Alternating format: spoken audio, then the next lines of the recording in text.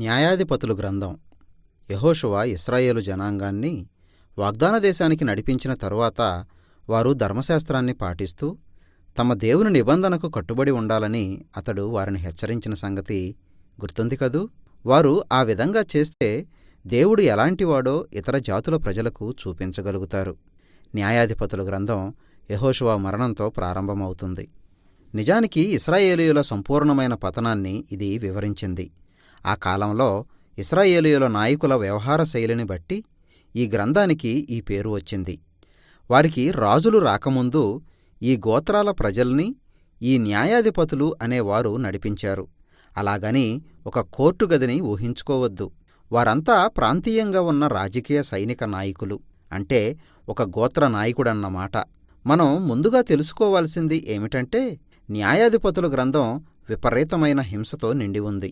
ఇశ్రాయేలీయుల నైతిక పతనం గురించి, దాని చెడ్డ నాయకత్వం గురించి, మరి ముఖ్యంగా వారు కనానీయుల కంటే ఏమాత్రం భిన్నంగా లేకపోవడం గురించి ఉన్న విషాదగాథని అది వివరిస్తున్నది. అయితే ఈ విషాదగాథ భవిష్యత్తు కొరకైన ఒక నిరీక్షణ కూడా ఇవ్వడానికి ఉద్దేశించబడింది.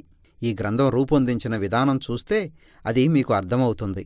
ఇశ్రాయేలీయులు మిగిలిన కనానీయుల్ని పూర్తిగా వెళ్ళగొట్టడంలో విఫలం చెందారు అని చెప్పే సుదీర్ఘమైన పరిచయ భాగంతో ఈ గ్రంథం ప్రారంభమైంది. తరువాత చూస్తే దీనిలోని ముఖ్యమైన సమాచారం ఎక్కువగా ఇశ్రాయేలు న్యాయాధిపతుల అవినీతిని గురించి అని గ్రహిస్తాం. ఈ నాయకుల నడవడి చూస్తే అది చాలా బాగుంది, పర్వాలేదు, చెడ్డగా ఉంది, భయంకరంగా చెడిపోయింది అన్నట్టుగా ఉంది. ఇశ్రాయేలు జాతి మొత్తంగా ఏ విధంగా అవినీతిలో కూరుకుపోయిందో చివరి విభాగం భయానకంగా వివరించింది. ఇక మన ధ్యానం ప్రారంభించి ఒక్కొక్క విభాగాన్ని వివరంగా చర్చిద్దాం.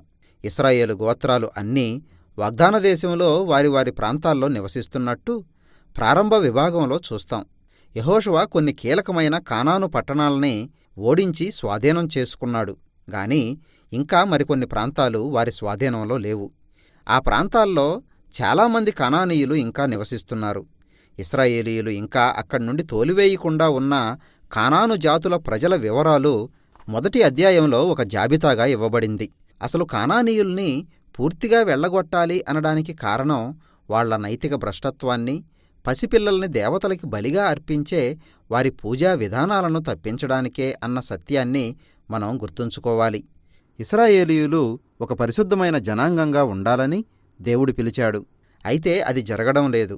ఇశ్రాయేలీయులు ఏ విధంగా కనానీయులతో కలిసిపోయి వారి సాంస్కృతిక, మత సంబంధమైన ఆచార వ్యవహారాలను తాము కూడా అలవాటు చేసుకున్నారో 2వ అధ్యాయంలో వివరంగా ఉంది. సరిగ్గా ఇక్కడే గాథ ఆగిపోయింది. దాదాపు ఒక అధ్యాయమంతా ముందు ముందు ఈ గ్రంథంలో జరగబోయే గాథంతటి పెద్ద చిత్రాన్ని రచయిత మన ముందుంచాడు. ఇశ్రాయేలు చరిత్రలోని ఈ భాగం అంతా కిందకి దొర్లిపోతున్న వృత్తాకారపు చక్రాల్లాగా ఉంది అని రచయిత చెబుతున్నాడు. ఇశ్రాయేలీయులు కూడా కనానీయుల్లాగానే తయారయ్యారు. ఆ విధంగా వారు దేవునికి వ్యతిరేకంగా పాపం చేశారు. దాని ఫలితంగా కనానీయులు వారిని ఓడించి వారిని అణిచివేసేలా దేవుడు అనుమతించాడు. ఆ వెంటనే ఇశ్రాయేలీయులు తమ తప్పిదాన్ని తెలుసుకుని పశ్చాత్తాపం చెందారు. అప్పుడు దేవుడు ఒక న్యాయాధిపతిని వారిలో నుండి లేపుతాడు. అతడు శత్రువుల్ని ఓడించి కొంతకాలం శాంతి నెలకొల్పుతాడు. ఆ తర్వాత ఇశ్రాయేలు మళ్లీ పాపం చేసి మళ్లీ మొదటికి వచ్చి ఈ చక్రం కొనసాగుతుంది. ఈ గ్రంథంలో మిగిలిన చరిత్ర అంతటికీ ఈ భాగం ఒక పరిచయంగా పనిచేస్తుంది. ఇక్కడ మనం చూసే 6 ప్రధాన న్యాయాధిపతుల విషయంలో ఇదే విధంగా జరగడం మనం చూస్తాం.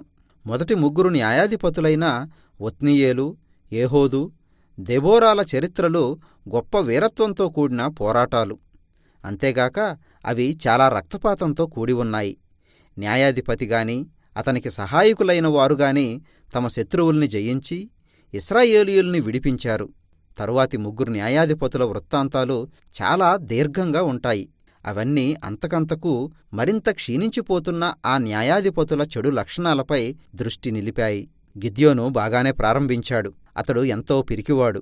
అయితే అతడు క్రమంగా దేవుడు తన ద్వారా ఇశ్రాయేలీయుల్ని రక్షించగలడని నమ్మాడు. కాబట్టి అతడు కేవలం 300 మంది మనుషులతో, దివిటీలు, మట్టికుండల సహాయంతో మిద్యానీయుల పెద్ద సైన్యాన్ని జయించాడు. అయితే గిద్యోను దుడుకు స్వభావం గలవాడు. అతడు కేవలం తనకి యుద్ధంలో సహాయం చేయలేదని తన సాటి ఇశ్రాయేలీయులు కొందరిని చంపేశాడు. ఇక అక్కడ్నుండి అంతా పతనావస్థలో కొనసాగింది.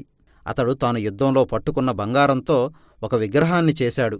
అతని మరణం తరువాత ఇశ్రాయేలీయులంతా ఆ విగ్రహాన్ని దేవుడుగా పూజించారు. పతనం అనే ఇశ్రాయేలీయుల చక్రం మళ్లీ మొదలయింది. తరువాతి న్యాయాధిపతి యొప్తా. ఇతడు కొండల్లో అల్లరిచిల్లరగా జీవించే ఒక వ్యక్తి. ఇశ్రాయేలులో పరిస్థితి మరింత దిగజారినప్పుడు వారి పెద్దలు అతని దగ్గరికి వచ్చి సహాయం చేయమని వేడుకొన్నారు. యొప్తా సమర్థుడైన నాయకుడు. అమ్మోనీయులకు వ్యతిరేకంగా అతడు చాలా యుద్ధాలు చేసి జయించాడు. కాని అతనికి ఇశ్రాయేలీయుల దేవుని గురించి సరైన అవగాహన లేదు. ఆయన్ని ఒక కనానీయుల దేవుళ్లాగానే భావించాడు. తాను యుద్ధంలో విజయం సాధిస్తే చేస్తానని ఇచ్చిన మాట చొప్పున ఎదురొచ్చిన తన కూతురుని బలిగా అర్పిస్తానని మొక్కుకున్నాడు. ఈ విచారకరమైన గాథ ఇశ్రాయేలీయులు ఎంతగా పతనమయ్యారో తెలియజేస్తున్నది. వారికి తమ దేవుని స్వభావం ఏమిటో తెలియదు. అది హత్యకి, తప్పుడు ఆరాధనకి దారితీసింది. ఇక చివరి న్యాయాధిపతి సంసోను. వీరందరిలోకి మరీ అధముడు. అతని జీవితం గొప్ప వాగ్దానంతో ప్రారంభమైంది. కాని ఇశ్రాయేలు దేవుడంటే అతనికి ఏమాత్రం గౌరవం లేదు. అతడు స్త్రీలోలుడు, హింసకుడు, పొగరుబోతు. అతడు ఫిలిష్తీయులపై చాలా ఘోరమైన యుద్ధాలు చేసి గెలిచాడు. కాని వాటికోసం తన యథార్థతని అతడు పణంగా పెట్టాడు. ఒక భయంకరమైన సామూహిక హత్యతో అతని జీవితం ముగిసింది. ఇక్కడొక చిన్న మాట, ఒక కీలకమైన అంశం ఈ గ్రంథంలోని ప్రధాన వృత్తాంతం అంతటా కనిపిస్తుంది. ప్రతి న్యాయాధిపతి జీవితంలోని కీలకమైన సమయాల్లో దేవుని ఆత్మ వారిని బలపరిచి వారి ద్వారా ఈ గొప్ప విడుదల కార్యాలు చేయించాడు. ఇలాంటి బలహీనతలు కలిగిన వ్యక్తుల్ని వాడుకోవడం ద్వారా దేవుడు వారు తీసుకున్న నిర్ణయాలన్నింటినీ సమర్థించాడని అర్థం కాదు. తన ప్రజల్ని రక్షించడం దేవుని ప్రథమ ప్రాధాన్యం. అందుకు ఆయన ఇలాంటి చెడ్డ వ్యక్తులతో పనిచేయాల్సి వచ్చినా ఆయన ఆ పనికి సిద్ధపడతాడు. ఈ భాగమంతా పరిస్థితులు ఎంతగా దిగజారిపోయాయో చూపిస్తున్నాయి.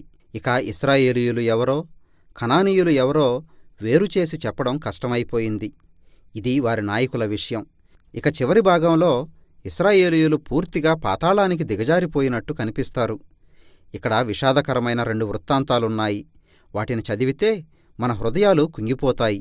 ఈ గ్రంథం చివరిలో 4 సార్లు కనిపించే ఈ మాటలు అక్కడి పరిస్థితికి అద్దం పడతాయి.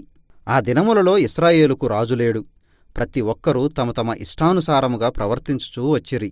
మొదటి గాథ ఒక విగ్రహానికి మందిరం నిర్మించిన మీకా అనే ఇశ్రాయేలీయుని గురించి. అయితే దాను గోత్రానికి చెందిన సైనికులు వచ్చి దానిని కూలదోశారు. ఆ క్రమంలో వారు అక్కడి సమస్తాన్ని దోచుకున్నారు. ప్రశాంతంగా ఉండే లాయీషు అనే పట్టణాన్ని వారు పూర్తిగా తగలబెట్టారు. ఆ పట్టణంలో నివసించే వారందరినీ చంపేశారు. చాలా భయంకరమైన సంఘటనది. ఇశ్రాయేలీయులు తమ దేవుణ్ణి మర్చిపోయినప్పుడు బలవంతుల ఇష్టమే చెల్లుబాటయ్యింది. ఈ గ్రంథంలోని చిట్టచివరి గాథ ఇంకా భయంకరమైంది. ఇశ్రాయేలులో మొట్టమొదటి అంతర్యుద్ధానికి దారితీసిన లైంగికపరమైన అత్యాచారం, హింసల గురించిన హృదయ విదారకమైన గాథ. అది చాలా కలిచివేసే దుర్ఘటన. ఈ గ్రంథాలన్నీ మనకి ఒక హెచ్చరికల్లాంటివి. వారిని ప్రేమించి ఐగుప్తు బానిసత్వం నుండి వారిని విడిపించిన దేవుని నుండి వేరైపోవడమే వారి స్వనాశనానికి కారణం. ఇప్పుడు ఇశ్రాయేలీయులకి తమ నుండి తమకే విడుదల అవసరమైంది. వాళ్లకి ఉన్న ఒకే ఒక ఆశాకిరణం ఈ గ్రంథం చివరిలో పదే పదే కనిపించే లైనులో కనిపిస్తుంది. అసలు ఈ గాథ అంతటికీ అది చిట్టచివరి వాక్యం. ఇశ్రాయేలుకు రాజులేడు.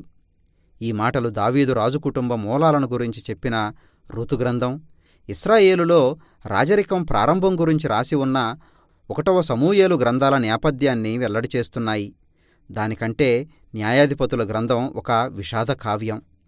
మానవుని పరిస్థితి గురించిన విచారకరమైన వృత్తాంతం. అంతిమంగా అది దేవుడు తన ప్రజల్ని విమోచించడానికి ఒక రాజును పంపించాల్సిన అవసరతను నొక్కి చెబుతున్నది. న్యాయాధిపతుల గ్రంథం చెప్పే సందేశం